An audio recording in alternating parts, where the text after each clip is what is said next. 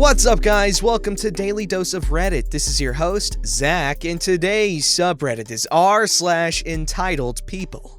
This story's called, My Neighbor Called the Cops Because We Decided to Clean Our Apartment. I am so glad that I found this sub because I am dying to tell this story. So my boyfriend and I moved into an apartment in August. It's older, so the floors are super creaky. According to our lease, we're obligated to cover 90% of any room with carpet, except the bathroom and kitchen, to help with the noise. It turns out our apartment was previously managed as a dorm by the local college, so the floors already have a layer of super thin, crappy carpet. We also laid down more rugs to help with noise cancellation.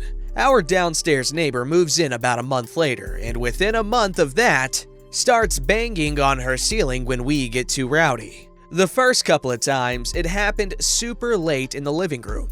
Our apartments have the same floor plan. We were moving around after midnight the first time. Later, she came to talk to us and asked us to keep it down at night. Sure, fair enough. The next time was when we walked in from the airport at 10 p.m.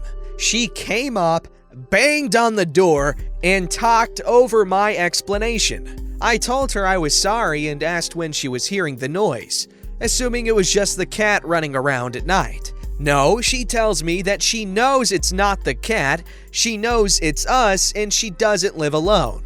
Okay, weird, but whatever. We started going to bed earlier as we settled into the apartment and our jobs, but the banging only continued. For months, she would hit her ceiling or our floor whenever we walked around. Bed at 10? Bang! Wake up at 5:30 for work? Bang! Sitting on the couch but decides you want snacks? Bang! Around Christmas, she comes up to our door again. My boyfriend answered, and this time I recorded, and I'm so glad I did. This woman came up and looked my boyfriend in the eye and said, "You have to stop following me." What? I know it's not the cat or the dog or your girlfriend because I know your footsteps and I don't know how you figured it out, but you figured out how to listen to where I am and you're following me around my apartment and I'm sick of it. My boyfriend calmly explained that she sounds crazy and that we don't care about her. She again reminded us that she doesn't live alone. Her boyfriend is a small Latino man in his 60s who is very polite and has never said a word to us. Cool, she's insane, whatever. The banging continued with us stomping every time we heard it. She didn't like that, but it made it more fun. We had already explained the situation to the landlord and the super, and they were on our side.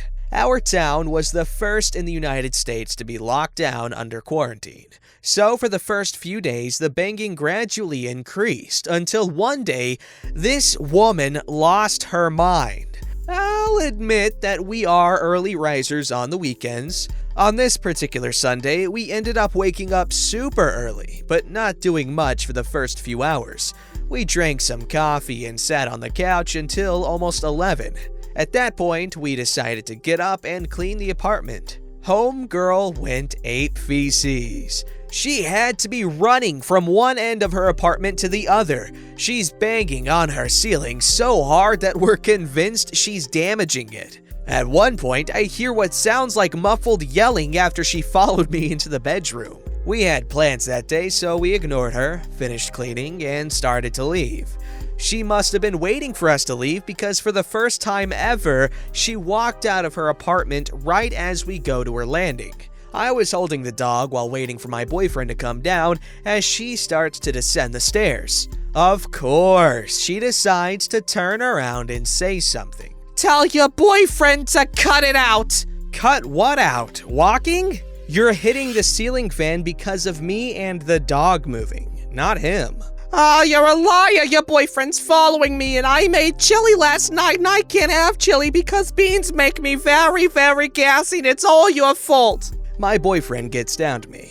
She proceeded to stay exactly 3 steps ahead of him, slowing us all the way down the stairs. She tried to block us going out the door at the bottom, but backed off when he just didn't stop moving. My voice sounded weird because I had a burp coming. She's continuing to yell at him all the way to the parking lot. Of myself and my boyfriend, he's typically the hothead while I'm the calm one. Amazingly, he kept his calm the whole time, calling her only a crazy lady and ignoring her as he walked past her and her car to the dumpster. As I passed her car, she decided to continue talking at me, and I was just pissed not to engage. I'm serious. It's done. Okay, what do you want us to do? Crawl? I already told you, we have a 60-pound dog and we're all just walking around. She's talking while I talk so I don't hear everything. And you need to remember that I don't live alone. Okay, woman, neither do I. You see my boyfriend right there, so what's your point? Oh, by the way, that's the third or fourth time you've said that, and that could be taken as a threat. You think it's a threat? Fine, it is. Cool, I'm calling the cops. Okay, me too. We both call the cops and they pull up. They talk to her first and then come talk to us. I don't know what she told them, but when they came to talk to us, I told them everything she'd said and done for the past 6 months. The officer explained that it was a civil matter that would have to be dealt with by the landlord, but ensured us that they explained to her that it is perfectly acceptable to walk around your apartment at 11 a.m. on a Sunday. They also told her not to knock on our door ever again, and that she's not allowed to bang on our floor over footsteps at any point. For a couple of nights, she got back at us by banging at 1:30 a.m. to wake us up. We had already reached out to our landlord again, and this time, he told us he'd see what her problem is. That's still not the last of his troubles with her, though. We ended up talking to the people that live below her and telling them about the banging. It turns out they've heard it this whole time and had no idea what it was. Now that they know, they've also reported her to the landlord. The banging has stopped. We don't expect her lease to be renewed, and we may end up in a better apartment in the next couple of months. Edit. A few comments have tried to paint my neighbor as an innocent in this. I want to clarify that she made direct threats to me when I apologized and told her we'd take care of it. That was the first time she met me, and all I did was apologize and say we'd fix it. She was never trying to be friendly and work it out. We have never engaged her. We have never provoked her. I'm sorry, but your happiness and functional relationship is a direct freaking insult to that Karen. You know that? That's why they want to take our switches. They hate happiness. And you are a glowing mass of it. That was a good analogy. And she's a moth. That might be out of order, but I don't care. This story's called Entitled Idiot is Upset Because My Husband is Married. When my now adult daughter was almost 3, we had a regular monthly family dinner plan. We would go to a used bookstore that was near a Mexican place we liked and a McDonald's which our kids liked. The Mexican restaurant would let us sit on the porch and bring Happy Meals there for the kids. One night, our son, older than our daughter, was at a sleepover, so we were a party of 3. After eating, we went to the used bookstore. We had a stroller with us so our daughter could sit in it if she got too tired. She was an easy kid who would just climb into the little stroller and chill or snooze if we were not done browsing. I was looking at cookbooks while my husband was in the kids section with our daughter. I noticed some redhead chick talking to my husband. I went back to the books for a couple of minutes, and when I look up, the woman is still talking, but more talking at him than to him. He was starting to look very uncomfortable. I can tell she is hitting on him by the way he held up his hand and pointed at his wedding ring. Being me, I let this play out for a few minutes, mostly to laugh about it with him later. As I watch, my daughter goes to him and wraps her arms around him. She gives this woman the nastiest look I had ever seen on her face. I start walking over because I can tell that my daughter is about to say something to this woman that I will either laugh at or need to intervene because of. As I get almost to them, my daughter tells the woman that her daddy already has a mommy for her, and if she doesn't get away from him, she's going to puke on her. My daughter has always had the ability to vomit at will. She had already weaponized it against one of my male relatives with a weak stomach. The woman, not knowing I was behind her, told my daughter that her daddy didn't have a mommy to go with him, and daddies needed mommies. My daughter looked at me with a look that clearly stated, "She is an idiot! Get away from me now!" I walked past the woman and up to my husband. I put my arm around him and lean into him. Then I put my hand, wearing my wedding ring, up on his chest as I look at her. The redhead doesn't have the sense to just leave the area.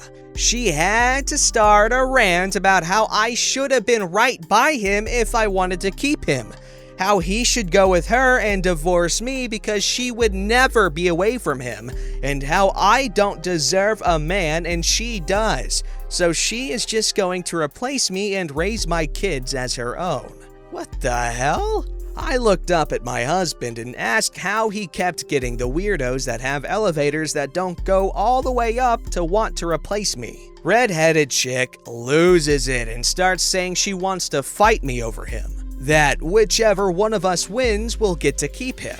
I asked her if she seriously thought that I would bother with a fight. He was already mine, and I don't believe in fights. I just shoot to kill. Then this lunatic starts screaming that I am trying to kill her.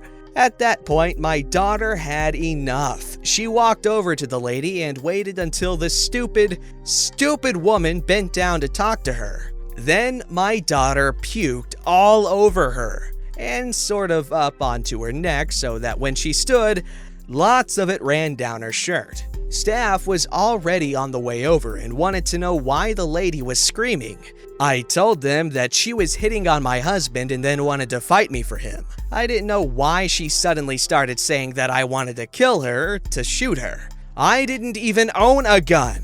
She was just being an idiot. Then she got my daughter all upset, so my daughter puked. I cleaned our daughter up and had her rinse out her mouth. On the way home, my husband insisted we stop and buy her some ice cream. When I asked my daughter why she thought she needed to puke on this lady, my daughter told me that we had already wasted enough time talking and it clearly wasn't going anywhere. So she ended it. My daughter has always had a way of cutting through the garbage in life. Interesting dialogue for a 3-year-old, but okay. This story was wild. Who does that? Like, I could almost understand if it was like, a period of months that this went on over. But they had literally known each other for a few minutes and she was trying to... whatever. But the whole vomiting on command thing, I accidentally discovered it while recording for this very channel. It's very easy. But every time I have to do a fat people story voice, I have to do this weird thing, and it activates my gag reflex super freaking hard. And so I literally vomited on my freaking pop filter at one point. It was disgusting. But yeah, all you gotta do is like tease your gag reflex with your throat stuff, and it works. And like, I just did it. But like, don't do it because it sucks. This story's called My Wife is a Thug. My wife and I are senior citizens. In other words, we are old. My dear wife is a strong, independent, take no crap from anyone type of woman. I adore her for it. She keeps me in line, pushes me to be a better man, and is the reason behind my modest success in life. She is sarcastic, is wicked smart, can cuss like a sailor, and as she gets older, her filter is practically non-existent. A few months ago, we decided to treat ourselves. We made reservations and went to a rather high-end restaurant. They had a maitre d', sommeliers, highly trained waitstaff, etc. My wife, even though she is in her early 70s, has very little gray hair and can pass for 55. She was wearing a very pretty white lacy blouse, very flattering black pants, and black flats. She looked good! When we arrived, there was no line, surprisingly, and the maitre d' had apparently stepped away from the podium where he stands. We were waiting there, and my wife was right next to the podium, and I had sat down at one of the benches provided by the entrance, when another couple came in. Without missing a beat, the man walked up to the podium and told my wife, "Rockefeller," not the name he used, "we have reservations for two." My wife said that she was sure someone would be with them shortly. The woman huffed a little and the man said, "Please, seat us now." My wife told them that she is waiting to be seated, but the man said again, "Seat us now." So my wife said, Right away. Walk this way." She walked away with them behind her as she walked around the partition separating the entrance to the dining area, circled around to the other end and led them back to the entrance and, pointing to the bench, said, "Sit down." The man looked like he was going to blow a gasket, and my wife repeated, "I don't work here, you moron. You wanted me to seat you, so sit the fudge down." I almost slipped there. As the couple was sputtering, and before it could escalate to further, the maitre d' arrived. We gave our name and he led us away. There was no yelling and no threats of police. We had a wonderful meal, overpriced but oh well. And the other couple was several tables away from us. We didn't interact again with them, but they did shoot us dirty looks now and then. Now, before you say my wife overreacted and could have explained that she didn't work there in a better way, she has a wicked sense of humor and hates idiots. She loves being a smartass and is so good at it. One of the reasons that I, after being with her all these years, still love being put in my place by her when I start getting a little too misogynistic. That sounds like a hot marriage. It sounds sarcastic, but it's not. This story's called Karen Outs Herself as Office Food Thief. I work IT at a small nonprofit. We have a kitchen staff room and supply free coffee, tea, milk, sugar, etc. During the pandemic, all staff were working from home. But for the past few weeks, some staff have been coming back gradually. Most for just 1 to 2 days a week, including myself and, unfortunately, Karen. Now, Karen and I have had many run-ins over the years, and suffice to say, we don't get along. I don't tolerate her bullschnozzle. A week or so after being back, Karen sends a condescending email to the office manager, CCing all staff. In it, she says that, while she accepts that the office kitchen had not been stocked while everyone was on lockdown, she is appalled that there is no bread, bagels, yogurts, etc. for the staff that have returned. Office manager replies, and CCing all staff, "Karen, as a courtesy to staff, we provide free coffee, tea, milk, and sugar, all of which have been stocked. We have never provided free bread, bagels, yogurts, or other food. However, staff do keep personal food items in the refrigerator." Oh, snap! However, I feel like that's an understandable mistake, something I would probably have done, but I'm curious as to how no one said anything or noticed, because that's embarrassing. Like, you'd have to be really good at navigating social situations to get out of that one unscathed. Whew! Don't forget to like, subscribe, and hit that bell to never miss an episode.